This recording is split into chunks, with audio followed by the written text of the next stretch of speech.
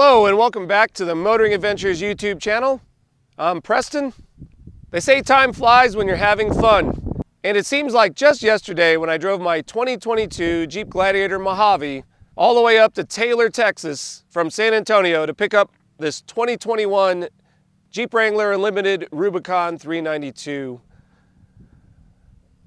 It was used with roughly 16,000 miles, and we have just hit 1 year since the day I purchased this, and it now has roughly 37,000 miles on it. So I've put just over 20,000 miles in a year of driving. I can't believe it's been a year already. This thing has been so much fun. This has been what I'd say is the ultimate vehicle, at least for a guy like me, somebody who's into cars in general, but is also into jeeping and off-roading and overlanding, anything outdoors, anything where you have to get, off the pavement, in the dirt, but also in an enthusiast aspect. I like to do some pretty serious off-roading.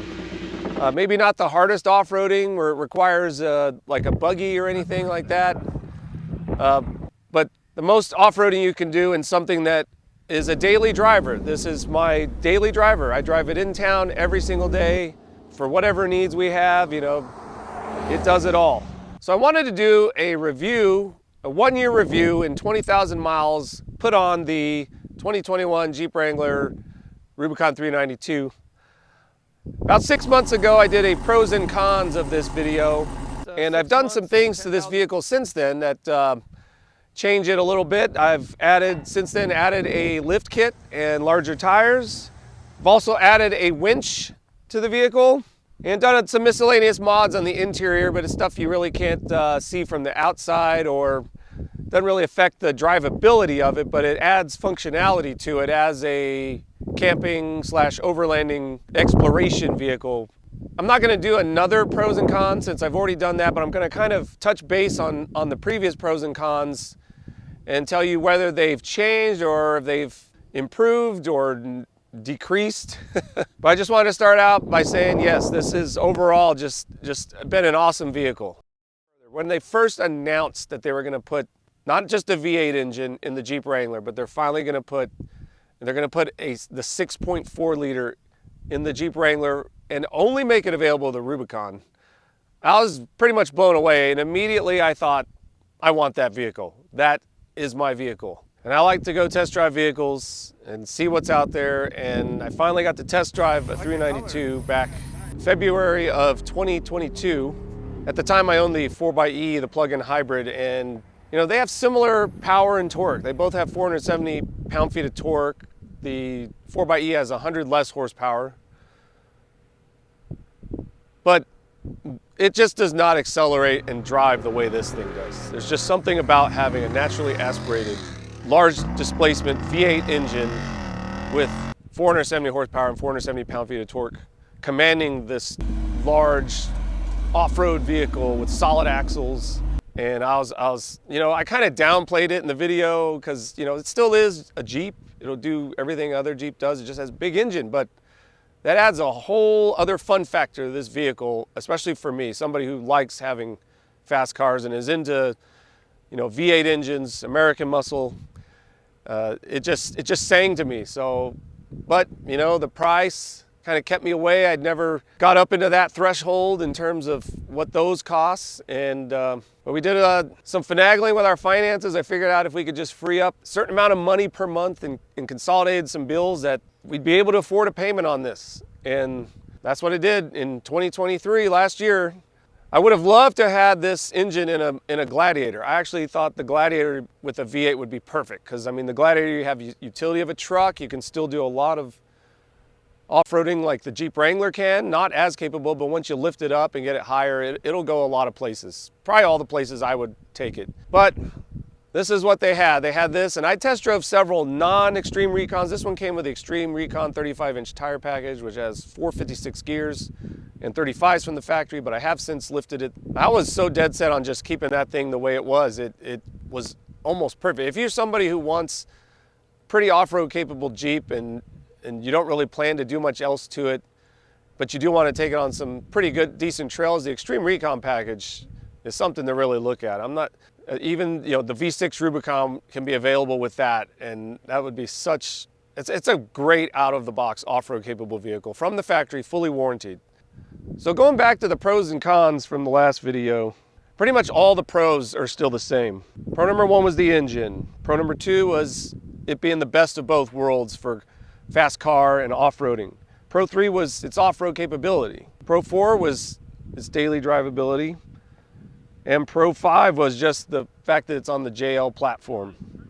Those pretty much haven't changed. I mean, I was worried that adding the lift kit to it would change its daily drivability, but in some ways I think it's enhanced it. It rides much more firm. Like, it's not super harsh of a ride. Everyone worries about the AEV lift and the heavy duty springs being too harsh of a ride. They ask me all the time, does it still ride good with being unloaded? And yeah, 90% of the time I don't have a whole lot in here. I do carry my fridge most of the time, and it's usually empty. I haven't yet put a rack and a rooftop tent, which I plan to do at some point, but it drives great. I mean, it adds to its handling. The way they use the front lower control arm relocation brackets, which really gets that front control arm at the right angle. It's so flat, it's so parallel with the vehicle, and it also adds to its stability. Even with 37-inch tires, this thing, I think, is actually more stable than it was when it had the Xtreme Recon package. So in terms of the AEV lift kit itself, I know some people are wondering how I still feel about that, and it's been great. It's enhanced the performance of the vehicle, both on-road and off-road, and I have no complaints about it. I haven't had any issues with it. I think, well, I'll take that back. I think one time, not long after I installed it, one of the control relocation bracket bolts I didn't have torqued down properly, and it wasn't loose, but you could hear it if you go over a bump. It would make like a loud metal pop. And all I did was go down and re-torque everything.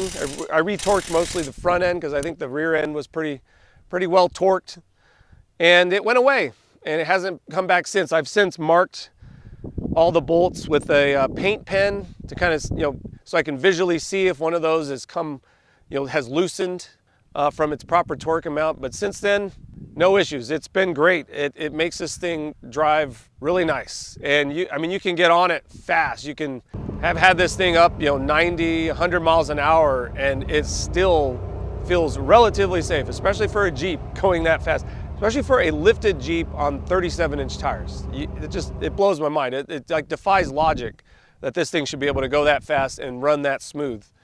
But it does. It's great. For what this lift costs, and I put it on myself, so I saved a bunch of money trying to, paying somebody to install it. And all things considered, I added the adjustable TerraFlex forged front track bar. But other than that, it just works out of the box. Has everything you need and nothing you don't need. I think the next thing I will do, though, is replace the factory steering stabilizer with the AEV one that they make. And I want to use a relocation bracket to get that steering stabilizer up and out of the way of any rocks, the way they locate it from the factory. And I don't know why they never remedy this. It sits really low. It actually sits, it's like one of the lowest things down there in the front that you'll hit. I guess they figure, it's a steering stabilizer, you can easily replace it, and they're relatively cheap, but it'd still be nice to just not have to deal with that, and just one other thing you might get hung up on underneath. So that is the update on the lift. I am fully happy with it. If I had to do it over again, I would get this same exact lift. And I would probably even install it myself, just the fact that it saves a whole lot of money. In fact, I even thought if I were to get another Gladiator, I would get this lift kit with it. I think it should come with a lift that accounts for the amount of weight that a truck can carry. And you're gonna put more gear in a truck than in just an SUV. I think that's one of the reasons Brad over at Trail Recon chose the AEV lift with the heavy duty springs for his dock build, his Jeep Gladiator build that he's doing off-road first aid stuff. And I think it's a good choice. And he even chose the remote reservoir shocks that come from Bilstein for that kit, and I think that thing probably is, I think this rides really good as it is, and it probably rides phenomenal with those. So So yes, would absolutely get this kit again. Highly recommend it. And I'm not being paid, I'm not sponsored. They did not provide my lift kit. I paid that with my own money. So that is a true statement from myself. I've had several AEV lifts and I've been happy with all of them. Now with the cons were, number one was gas mileage, the bad lack of good gas mileage, having the Hemi engine and being a Jeep. It's not going to have the best gas mileage in the world. You don't buy one of these for being a very fuel efficient vehicle. Even the 4xe, I found the plug-in hybrid Jeep, I found to not be that fuel efficient, especially when you use it for lots of trips, which is what I use the vehicle for. Con number two is that it had too soft a ride with the Xtreme Recon package. Well, that's definitely not a con anymore. I don't think it has too plush of a ride anymore. Not with the AEV lift kit with the heavy duty springs. It doesn't sag like it used to when it was on the Xtreme Recon lifts, and I absolutely love the way it rides now. I mean, yeah, sometimes there are occasions where I could tell, like, oh, if it had the softer springs, this would be nicer. If I had a different, full arm flex kit on certain obstacles, it might just give you that much more flex, but then you lose a lot of the on-road stability. So I think I have a really good mix right now. On-road stability and comfort, and able to load this thing down, tow things, and still have decent amount of off-road capability. I mean, A, it's a Jeep, it's solid axles, it's gonna articulate more, but B, with that lift, it's still, no, it doesn't flex as good as a full flex arm adjustable control arm kit, but it still flexes really good. It's at least as good as the stock flex, and it's got front and rear lockers. You can disconnect that front sway bar. It has such a good low range, even though it only has the 2.7 2-to-1 transfer case instead of the 4-to-1. With the 456 gears and all the torque this engine has, you don't really notice a lack of crawl ratio or low speed torque. It's phenomenal. But anyway, con number three from last time was the hesitation when I accelerate. That's still there. It still does that. Some people said if I got like a pedal commander or the taser that I could adjust that or something. But to be honest, it hasn't really bugged me a whole lot. I don't really get too upset about that. If I need the power, it's there. I floor it, it just knocks it down and you're taking off. It's never dissatisfied me with its acceleration, especially compared to a regular Wrangler. I cannot complain about it because it could have just a V6 and it's like less than half is how fast I know it's not, this isn't 50% faster, or maybe it is, but it just makes up for any of those shortcomings. The engine does, seriously. Con number four was the little rattling noise from behind the mirror. There's a little rattle, I get it sometimes, but I haven't heard it a whole lot lately. Not sure why. I tried putting a little piece of foam insert in there. That didn't really help. And it only happened at certain times anyway. Certain conditions had to exist. Like it had to be a certain temperature outside, a certain temperature in the vehicle. Maybe because it was winter, I didn't hear it as much. And now we're approaching summer, and I might hear that noise more. But just crank up the radio or just listen to the exhaust. The exhaust kind of drowns it out mostly anyway. So I think you can erase the rattle noise con, the too soft con, and con number five was the cylinder deactivation. And that too, I've come to just really gotten used to. Doesn't really bother me that it uses that. It actually kind of gives it a low rumble, extra rumble when you're just cruising and it hits that, and it's nice to hear this thing rumble. Did have two bonus cons last time, and that was the low transfer case fluids or the diff fluids. I've remedied that myself by changing those out and putting the fluids in there. Peace of mind for myself, just knowing it was done. And the second bonus con from last time was the expensive oil.